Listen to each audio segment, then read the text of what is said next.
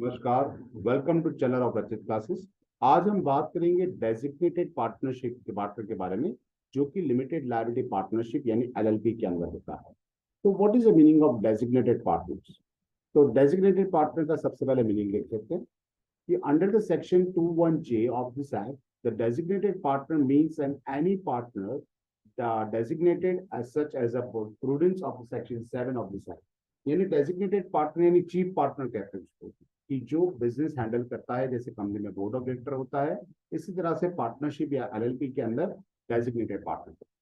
तो यहाँ मेंशन किया है कि वो the partner designated such as a pursuant of the section 7, अगर उसको सेक्शन 7 को सेटिस्फाई करता है तो वो बंदा क्या होगा, डेजिग्नेटेड पार्टनर होगा। नंबर ऑफ डेजिग्नेटेड पार्टनर, कितने पार्टनर्स होने चाहिए?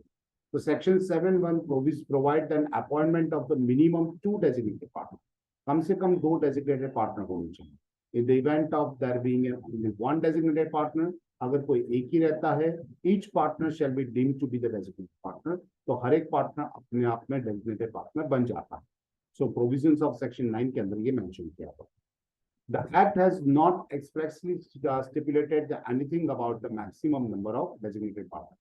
मिनिमम 2 होने चाहिए, मैक्सिमम नंबर ऑफ कितने हो सकते हैं उसके लिए मैक्स में कुछ मेंशन नहीं किया, but it is prescribe that, ये बताया हुआ है कि at least one of the designated partner shall be the resident in India. यानी जितने भी मिनिमम 2 डायरेक्टर होने चाहिए, डायरेक्टर यानी यहाँ पे बात करेंगे डेजिग्नेटेड पार्टनर के बारे में, तो वो उसमें से एक तो इंडिया का रेसिडेंट होना ही चाहिए।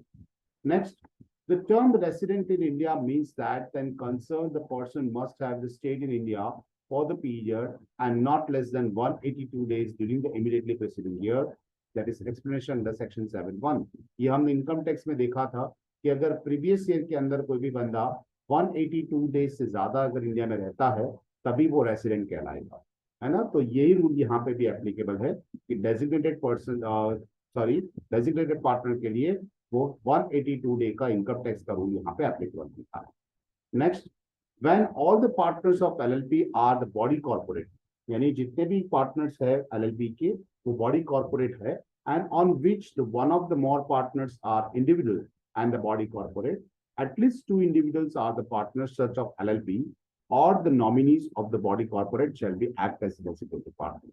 यानी आप देख सकते हो कि यहाँ बॉडी कॉर्पोरेट यानी कोई भी एक फर्म है जो फॉर्म के अंदर बॉडी कॉर्पोरेट बनाया हुआ है कि कॉर्पोरेट बॉडी है, तो एटलीस्ट 1 पार्टनर, एक से ज्यादा पार्टनर होता है बॉडी कॉर्पोरेट का, या फिर एटलीस्ट 2 इंडिविजुअल, अगर इंडिविजुअल है तो मिनिमम 2 और बॉडी कॉर्पोरेट है तो मिनिमम 1, उसके लिए नॉमिनेट होना चाहिए जो डेजिग्नेटेड पार्टनर की तरह काम कर सके।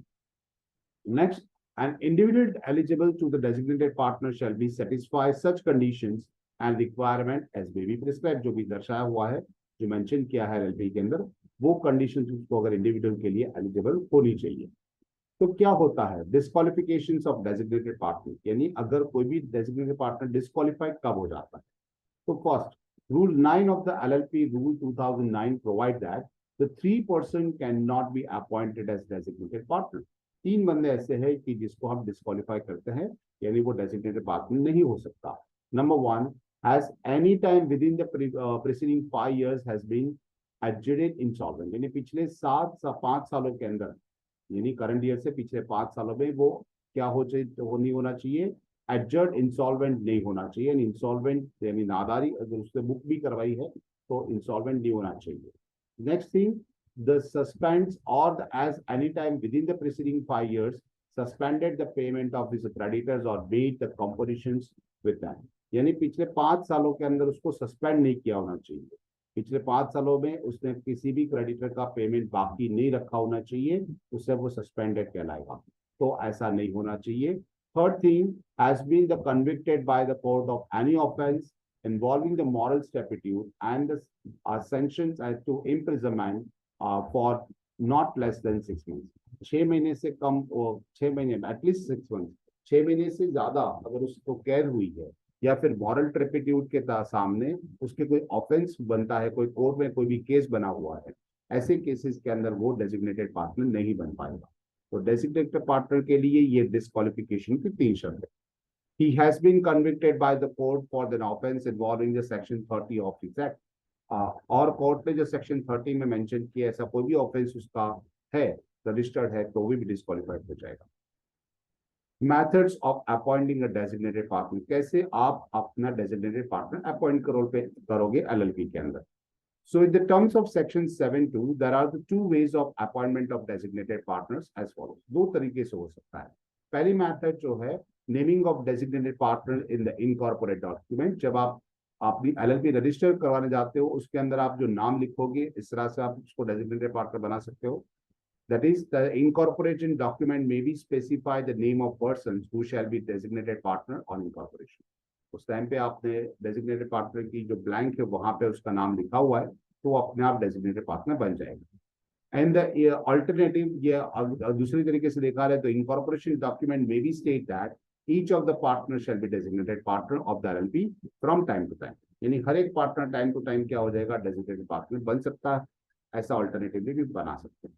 सेकेंड थिंग जो बताया है कि according with the LLP agreement, अगर आप एलएलपी एग्रीमेंट को फॉलो करके किस तरह से अपॉइंट करोगे तो उसके लिए है a partner may become a designated partner and also the cases to be the one in accordance with LLP agreement। आप LLP agreement करके बाकी सारे पार्टनर्स के साथ आप एग्रीमेंट करके क्या बन सकते हो, डेजिग्नेटेड पार्टनर बन सकते हो। उसके बाद बात करते हैं कि obligation to give the prior concern to act as designated partner. Designated partner बनने के लिए आपको प्रायर कंसर्न लेना पड़ता है, वो कंपल्सन है किससे। So an individual shall not become a designated partner in LLP unless he have gives his prior consent to the act of as designated partner। जब तक उसको एक्ट आपको नहीं बना देता, आपको प्रायर कंसेंट नहीं मिल जाती, तब तक आप इंडिविजुअल में नहीं बन सकते designated partner. It is an obligatory from the LLP to fix with the registrar, file with the registrar, आपको रजिस्ट्रार के पास आपको फाइलिंग करना पड़ेगा। Particulars of the every individual, हर एक इंडिविजुअल का who has been concerned to act as a designated partners, जो designated partner की तरह काम करना चाहता है within the 30 days of his appointment, यानी जब उसको अपॉइंट किया रहेगा उसके 30 दिन के अंदर अंदर आपको कंपनी रजिस्ट्रार के सामने उसकी डिटेल्स प्रेजेंट करनी होगी, ये compulsory. Next, obligations of designated partner by to obtain DPIN. DPIN होता है, अगर वो डीपिन ऑब्टेन कर लेता है तो क्या ऑब्लिगेशंस है। तो section 7(5) obliges every designated partners of LLP to obtain the designated partner identification number। DIPIN का फुल फॉर्म है Designated Partner Identification Number, DIPIN, from the central government। अगर उसे सेंट्रल गवर्नमेंट से DIPIN दिया हुआ है by making an application in the form number 7 of LLP rule। LLP rule के हिसाब से फॉर्म नंबर 7 भर के अगर उसे सेंट्रल गवर्नमेंट से अथॉरिटी ली है, DIPIN लिया हुआ है, तो वो डेजिग्नेटेड पार्टनर बन सकता है। Next, position of designated partner, क्या होता है उसका डेजिग्नेटेड पार्टनर का पोजीशन तो एलएलपी के अंदर। तो in the LLP all the partners are equal, हर एक पार्टनर्स एक जैसे होता है and can manage its affairs, और सब बिजनेस हैंडल कर सकते हैं। However the designated partner may have vested with the managerial powers in the terms of LLP agreement की मैनेजरियल पावर्स उसके पास होते हैं, जिस लाइक कंपनी में मैनेजिंग डायरेक्टर होता है, इसी तरह से यहाँ पे डेजिग्नेटेड पार्टनर होता है। he is responsible for all the compliance under this act। जो भी एक्ट कंपनी का बनता है या सॉरी एलएलपी का बनता है उसके लिए वो रिस्पॉन्सिबल होता है, and it is liable for the all the penalties impose on LLP. और एलएलपी के ऊपर जो भी पेनल्टीज लगती है वो भी उसको लायबल, उसके लिए वो लायबल होता है। On which he is a designated partner for the various controversies of the provisions of this act और द एलएलपी एग्रीमेंट। उसने एलएलपी एग्रीमेंट या फिर कोई भी एक्ट का कंट्रोवर्शन यदि उसका भंग किया हुआ है, यानी उसको फॉलो नहीं कर रहा है, तो ऐसे केसेस के अंदर जो भी लायबिलिटीज होगी वो उसको रिस्पॉन्सिबल कौन होगा, डेजिग्नेटेड पार्टनर होगा। पोजीशन ऑफ डायरेक्टर के अंदर the acts of the silent sorry act is the silent as regard the payment of remuneration, यानी डेजिग्नेटेड पार्टनर को कितना सैलरी या कोई भी पोर्शन मिलना चाहिए, फाइनेंशियल रिवॉर्ड मिलना चाहिए, इसके लिए यहाँ पे कुछ मेंशन नहीं किया। However, LLP agreement may contain a provisions for the payment of remunerations। Payment of remunerations के लिए एलएलपी के प्रोविजन में मेंशन कर सकते हैं। There is no provision in the act of the insertions or addition of such provisions, यानी provision के अंदर कोई भी एडिशन या फिर इंसर्शंस एलएलपी के अंदर है तो ये मेंशन किया नहीं है। LLP agreement, even though there is an first schedules of this act of the indicate that no partner can get the remuneration from LLP। यहाँ पे फर्स्ट शेड्यूल में लिखा है कि कोई भी पार्टनर को कोई पेमेंट नहीं मिलेगा लायबिलिटी के अंदर एलएलपी के अंदर काम करने का। सो ये पोजीशन के बारे में मेंशन किया है। Now liabilities of designated partner under section 8। तो क्या लायबिलिटीज होती है डेजिग्नेटेड पार्टनर की? So under the section 8 of this act, designated partners shall be responsible for all the compliance with the provisions of this act. यानी आप act के तहत जो भी रिस्पॉन्सिबिलिटी क्या है उसकी, कि जो भी प्रोविजंस है एक्ट है उसका अगर कोई भी रूल आपने फॉलो नहीं किया तो उसके लिए वो रिस्पॉन्सिबल होगा। कौन कौन से होता है? Filing of an any document, return, statement और report pursuant to the provisions of this act. यानी एक्ट के तहत आपका कोई डॉक्यूमेंट सबमिट करना है, रिटर्न फाइल करना है, स्टेटमेंट या रिपोर्ट सबमिट करवाने हैं, अगर आपने वो नहीं किए तो उसके लिए डेजिग्नेटेड पार्टनर रिस्पॉन्सिबल होगा। दूसरा, the matters as may be specified in LLP. LLP agreement के अंदर जो भी मेंशन किया है, ऐसा कोई भी रूल अगर वो फॉलो नहीं करता है तो भी उसके लिए वो रिस्पॉन्सिबल होगा। Third, apart from this LLP, the designated partner could be liable to the penalties for the following। यानी नीचे ये पेनल्टीज बताई गई है, वो रिस्पॉन्सिबल तो होगा लेकिन पेनल्टीज भी होगी। कौन कौन से? Non compliance with the central government और directions for the change in the name under section 17 of this act. यानी अगर सेंट्रल गवर्नमेंट डायरेक्शन के हिसाब से अगर कोई रूल वो नहीं फॉलो कर रहा है, there is change in the name under section 17 of this act, तो उसको पेनल्टीज आ सकती है। Non maintenance of the books of accounts, अगर वो अपने बुक्स ऑफ अकाउंट्स मेंटेन नहीं कर रहा तो भी पेनल्टीज आ सकती है। क्या पेनल्टीज हो सकती है वो बाद में डिस्कस करेंगे। Non filing of audit accounts where the such audit is mandatory under section 34 of this act। यानी अगर उसके अकाउंट्स ऑडिट करवाना कंपलसरी है और उसने अपने अकाउंट्स ऑडिट नहीं करवाए तो उसके लिए भी डेजिग्नेटेड पार्टनर रिस्पॉन्सिबल होगा।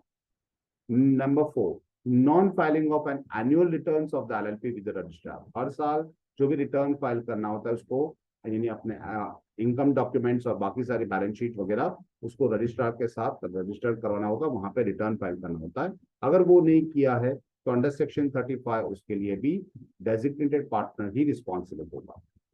सो ये बातें बताई गई है। अ designated partner will not be the compensated for the non compliance with the legal and contractual provisions. वो भी कोई भी लीगल या कॉन्ट्रैक्चुअल प्रोविजंस है, अगर उसका वो पालन नहीं कर रहा, उसको फॉलो नहीं कर रहा तो भी वो रिस्पॉन्सिबल होगा। Liability of an designated partner is an absolute, वो एब्सोल्यूट होता है and independent of the attributions of any criminal intent or the knowledge of the controversy। कोई भी नियम अगर वो controversy में आता है, उसके नॉलेज में वो है या नहीं है, तो भी वो उसके लिए वो रिस्पॉन्सिबल माना जाएगा। The liability of any of the aforesaid shall not be less than 10,000। अगर ये ऐसी कोई भी गलती उसने की है तो कम से कम 10,000 रुपए, but does not exceed 1 lakh for offence. यानी एक ऑफेंस के लिए, यानी एक गलती के लिए मिनिमम 10,000 और ज्यादा से ज्यादा 1 लाख रुपए उसको पेनल्टी हो सकती है। ये उसकी लायबिलिटी में आता है। एलएलपी में appoint as designated partner within 30 days from the occurrence of vacancy.